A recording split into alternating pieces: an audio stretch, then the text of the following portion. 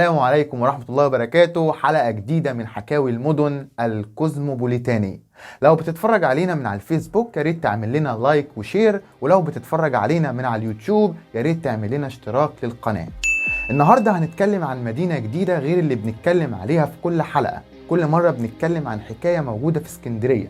النهاردة هنتكلم عن حاجة موجودة في اسطنبول، وبالتحديد في منطقة اسمها كارما بيرا، واسمها دلوقتي غلطة. أنا علي إيهاب وأنت بتتفرج على برنامج الكوزموبوليتاني. تعال نشوف هنقول إيه.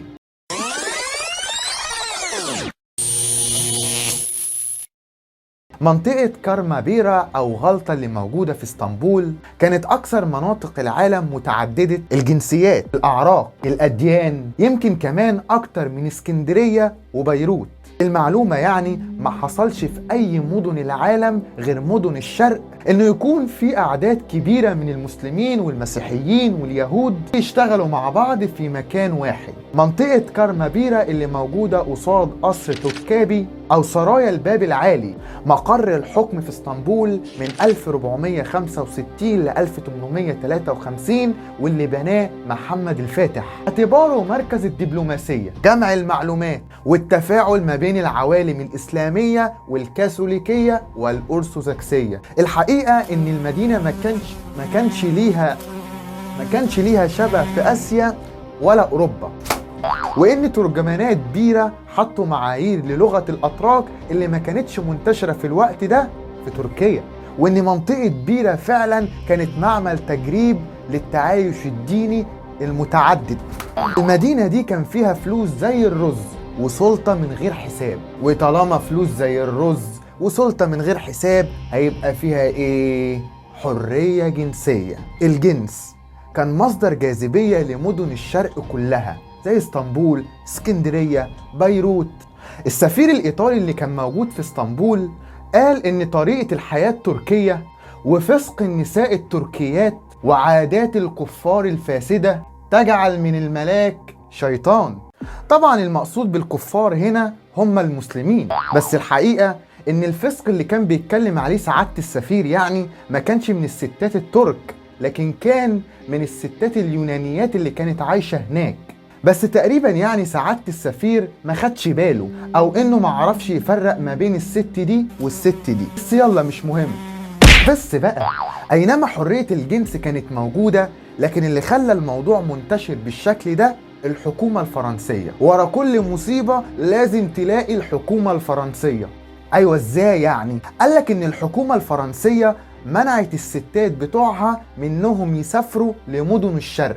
ليه يا عم؟ ريحتنا وحشة؟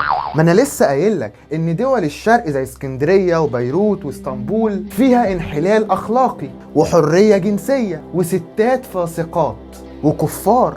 الله، فرنسا اللي بتقول كده؟ اما لا مؤاخذة يعني الفرنساويين اللي بيجوا مدن الشرق ويقعدوا سنة واتنين وتلاتة بيعملوا ايه بقى؟ بيعملوا ايه؟ طبعا الحكومة العثمانية عايزة تمشي الدنيا، فلوس ومصالح وفلوس شغالة، فتعمل حاجة اسمها الجواز المؤقت،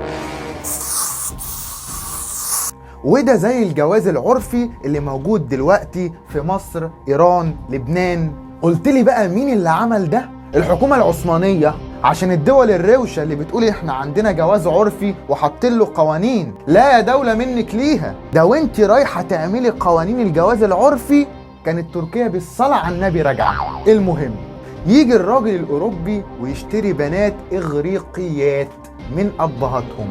عايز كام يا عم الحاج؟ مش هنختلف يا خواجة، ونوزع الشربات والملبس ونسمع الزغروطة، ويعملوا العقد باليوم والتاريخ ومدة الجواز، ويتسجل العقد في سجلات القاضي العثماني. جواز الكابينة ده كان حاجة من ضمن حاجات بتحصل في دول الشرق. عندك مثلا في القرن ال19 اليهود والمسيحيين لجأوا للمحاكم الإسلامية وخصوصا الستات عشان الورث، إن الست في الشريعة الإسلامية بتعرف تاخد حقها في الورث بكل سهولة. وكمان في مسيحيين ويهود دخلوا الدين الإسلامي عشان سهولة الطلاق والجواز. وكمان في مسلمين لجأوا للمحاكم الأجنبية بسبب التجارة. وفي النهاية التاريخ له ما له. وعليه ما عليه، ولكننا نبحث ونكتشف. سلام.